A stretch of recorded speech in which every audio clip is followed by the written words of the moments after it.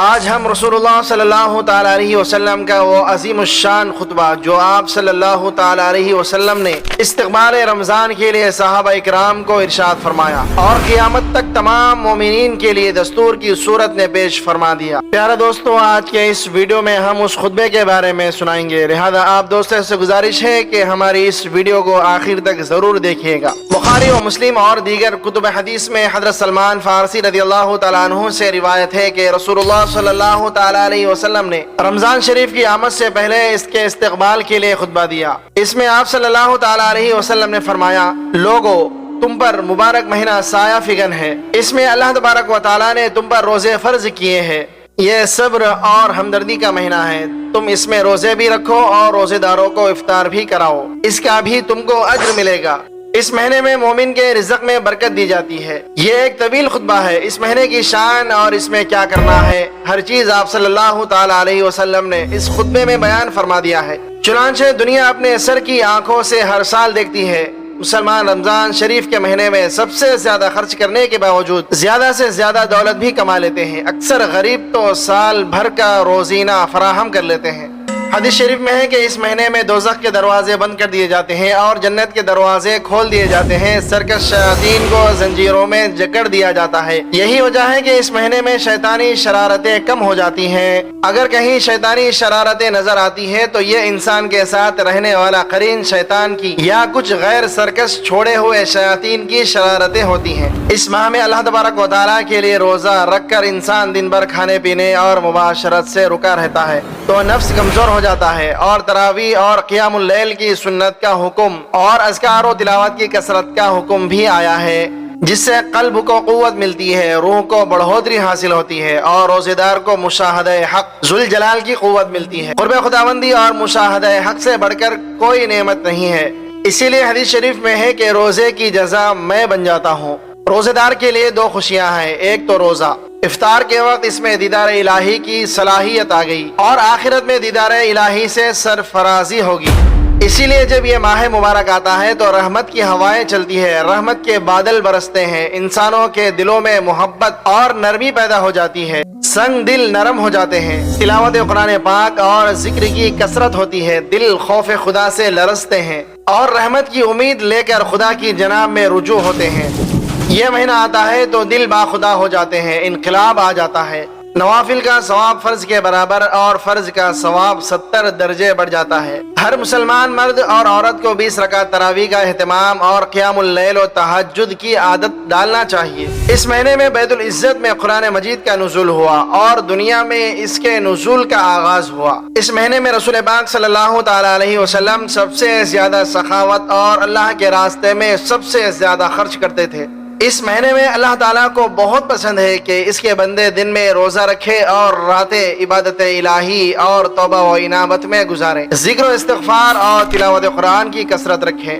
حدیث شریف میں ہے کہ لوگوں تم رمضان المبارک میں لا الہ الا اللہ کی اور استغفار کی کثرت کرو۔ اس ماہ اور اس کے روزوں کی غرض و غایت کا ذکر قرآن پاک میں جس جگہ ملتا ہے اس کے ساتھ لعلکم تتقون اور لعلکم تشکرون بھی بیان کیا گیا ہے، یعنی یہ روزے اس لیے ہے کہ تم دنیا اور آخرت کے ہر نقصان سے بچو اور اس نعمت کی قدر کرو۔ یہ مہینہ ایک انسان کے لیے زندگی بھر ہر لمحہ بندگی کے آداب بجا لانے کا قرینہ سکھاتا ہے اور اس کی مکمل تربیت دیتا ہے۔ اللہ تعالیٰ اس ماہ کی قدر کی توفیق اور اس کی رحمتوں سے مالا مال فرمائے، آمین۔ اللہ پاک نے انسان کو اس دنیا میں اپنی بندگی کے لیے بھیجا ہے۔ یہ انسان یہاں چند روز کا مہمان ہے، اپنی مہلت اور مدت مکمل ہونے کے بعد اگلے سفر پر روانہ ہوگا۔ خوش نصیب ہے وہ انسان جو یاد الہی میں اپنا وقت گزارے، جو اللہ رب العزت کی رضا جوئی کے لیے ہر لمحہ بے قرار رہے، جس کا ہر عمل سنت نبوی صلی اللہ تعالیٰ علیہ وسلم کے مطابق ہو، جس کا ہر کام شریعت مطہرہ کے مطابق ہو۔ ایسا انسان دنیا میں بھی کامیاب اور آخرت میں بھی کامیاب ہے۔ صحابہ اکرام فرماتے ہیں کہ جب بھی رمضان المبارک کا مہینہ آتا تو ہم رسول اللہ صلی اللہ تعالیٰ علیہ وسلم کے اعمال میں 3 باتوں کا اضافہ محسوس کرتے۔ پہلی بات، آپ صلی اللہ تعالیٰ علیہ وسلم عبادت میں بہت زیادہ کوشش اور جستجو فرمایا کرتے تھے، حالانکہ آپ کے عام دنوں کی عبادت بھی ایسی تھی کہ یعنی آپ صلی اللہ تعالیٰ علیہ وآلہ وسلم کے قدم مبارک بھول جایا کرتے تھے۔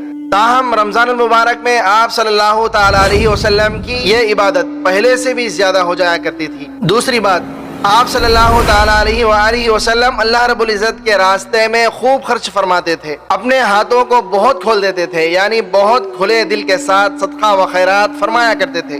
تیسری بات، آپ صلی اللہ تعالی علیہ وآلہ وسلم مناجات میں بہت ہی زیادہ گریہ وزاری فرمایا کرتے تھے۔ ان تین باتوں میں رمضان المبارک کے اندر تبدیلی معلوم ہوا کرتی تھی۔ عبادت کے اندر جستجو زیادہ کرنا، اللہ رب العزت کے راستے میں زیادہ خرچ کرنا، اور دعاؤں کے اندر گریہ وزاری زیادہ کرنا۔ ہم رمضان المبارک میں ان اعمال کا خصوصی اہتمام کریں۔ عبادت کے ذریعے اپنے جسم کو تھکائے۔ ہمارے جسم دنیا کے کام کاج کے لیے روز تھکتے ہیں۔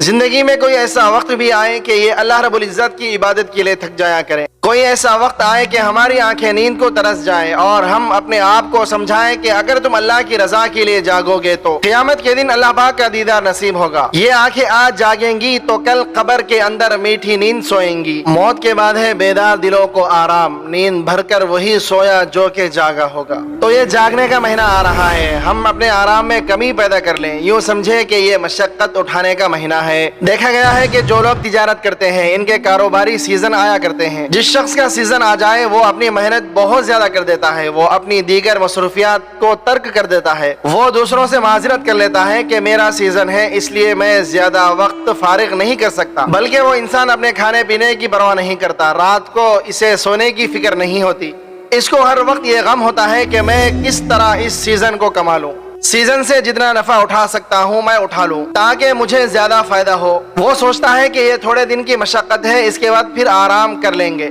اسی طرح رمضان المبارک نیکیاں کمانے کا سیزن ہے۔ جو لوگ اپنے گناہوں کو معاف کروانا چاہتے ہیں، اللہ رب العزت کا قرب حاصل کرنا چاہتے ہیں، اللہ رب العزت کی معیت کے حصول کے لیے بے قرار رہنے والے ہیں، ان کے لیے یہ مہینہ ایک سیزن کے مانند ہے۔ انہیں چاہیے کہ جب وہ روزہ رکھے تو ان کا روزہ محض کھانے پینے سے رکنے تک محدود نہ ہو، بلکہ روزہ دار کی آنکھیں بھی روزے دار ہو، زبان بھی روزے دار ہو، کان بھی روزے دار ہو، شرمگاہ بھی روزے دار ہو، دل و دماغ بھی روزے دار ہو۔ جب اس طرح ہم سر کے بالوں سے لے کر پاؤں کے ناخنوں تک روزے دار بن جائیں گے تو افطار کے وقت جب دامن پھیلائیں گے تو اللہ رب العزت ہماری دعاؤں کو قبول فرمائیں گے۔ رمضان المبارک کا مہینہ عجیب برکات کے نزول کا مہینہ ہے۔ یوں لگتا ہے کہ برکات کے دروازے کھول دیے جاتے ہیں۔ حدیث پاک میں آتا ہے کہ رمضان المبارک کے آنے سے پہلے جنت کو خوشبوؤں کی دھونی دی جاتی ہے، جنت کو ایمان والوں کے لیے سجایا جاتا ہے، اور جب پہلا رمضان کا وقت ہوتا ہے تو اللہ رب العزت جنت کے دروازوں کو کھول دیتے ہیں، فرشتوں کو فرماتے ہیں کہ آج کے دن جنت کے دروازے ایمان والوں کے لیے کھول دیے جائیں۔ گویا ایمان والوں کے لیے جنت اس طرح سجائی جاتی ہے جیسے دلہے کے خاطر دلہن کو سجاتے ہیں۔ حدیث مبارکہ میں آتا ہے کہ حضور نبی کریم صلی اللہ تعالی علیہ وسلم دعائیں مانگا کرتے تھے کہ اے اللہ، شعبان میں ہمارے لیے برکت عطا فرما اور ہمیں رمضان المبارک تک پہنچا، یعنی رمضان تک پہنچنے کے لیے اللہ پاک کے پیارے حبیب حضرت محمد مصطفیٰ صلی اللہ تعالی علیہ وسلم دعائیں مانگا کرتے تھے۔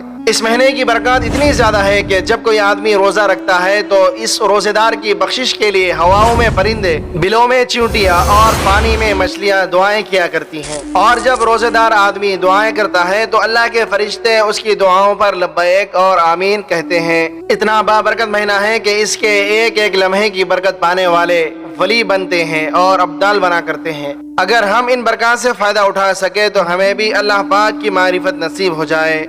رمضان المبارک ایمان والوں کے لیے بہار کا مہینہ ہوتا ہے۔ جس طرح بہار کے مہینے میں ہر طرف خوشبو ہوا کرتی ہے، درخت ہرے بھرے ہوتے ہیں، پھول کھلے ہوئے ہوتے ہیں، باغوں میں جائے تو فضا مہکی مہکی ہوتی ہے۔ کیوں؟